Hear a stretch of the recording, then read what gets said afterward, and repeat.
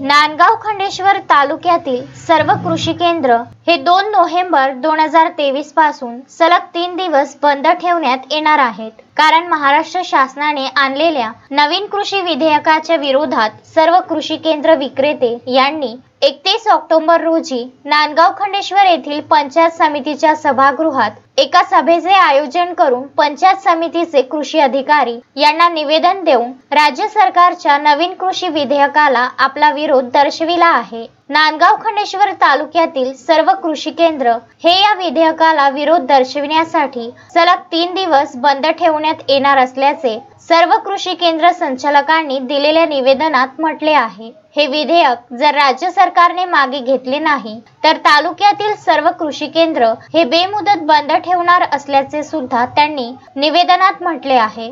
प्रस्तावित विधेयक क्रमांक 40, 4, 42, 43 व 44 पाचही कायदे रद्द करण्यासाठी हे निवेदन देण्यात आले व बंदची हाक यावेळेस देण्यात आली। निवेदन देताना नांदगाव खंडेश्वर तालुका कृषी साहित्य विक्रेता संघाचे अध्यक्ष सुनील शिरभाते, उपाध्यक्ष मदन काजे, सचिव जितेंद्र गावंडे, तालुक्यातील कृषी केंद्र दुकानदार दीपक भगत, सचिन जोगे, मोरेश्वर परळीकर, स्वप्नील ढगे, अक्षय देशमुख, निलेश शिरभाते, शैलेश राजगुरे, वैभव इंजळकर, गोलू खराडे, रवींद्र धार्मिक, गजानन वारे, राहुल उडबगले, तुषार वानखडे यांच्यासह शेकडो कृषी साहित्य विक्रेते मोठ्या संख्येने उपस्थित होते। आज मापदा संघटना आणि जिल्हा कृषी विक्रेता संघ यांच्या वतीने नांदगाव खंडेश्वर तालुका कृषी साहित्य संघटनेच्या वतीने माननीय तहसीलदार साहेब यांना नवीन जे महाराष्ट्र शासनाने प्रस्तावित केलेले कृषी कायदे 40, 41, 42, 43, 44 हे जाचक आम्हाला लावण्यात आलेले आहे। त्याच्या निषेधार्थ आज सर्व तालुका निषेधार्थ म्हणून आज आम्ही इथे आलेलो आहे। येत्या 2 तारखेपासून 2 तारखेला, 3 तारखेला आणि 4 तारखेला संपूर्ण महाराष्ट्रभर लाक्षणिक आंदोलन पूर्ण महाराष्ट्रभर होणार आहे।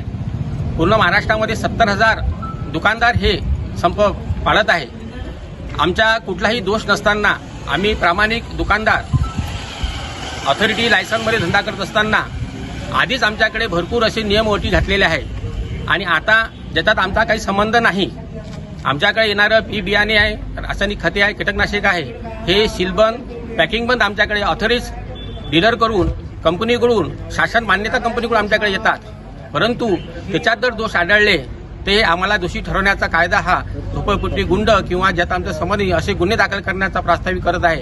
याच्या निषेधार्थ हा कायदा रद्द करावा, याच्या निषेधार्थ आम्ही एकत्र आलेलो आहे। या कायदा या उपोषणानंतर जर रद्द केले गेले नाही याच्यानंतरही मोठं तीव्र आंदोलन आम्ही पूर्ण महाराष्ट्रभर करू असं आम्ही जाहीर करतो। धन्यवाद। उत्तम ब्राह्मणवाडे, विदर्भ न्यूज, नांदगाव खंडेश्वर।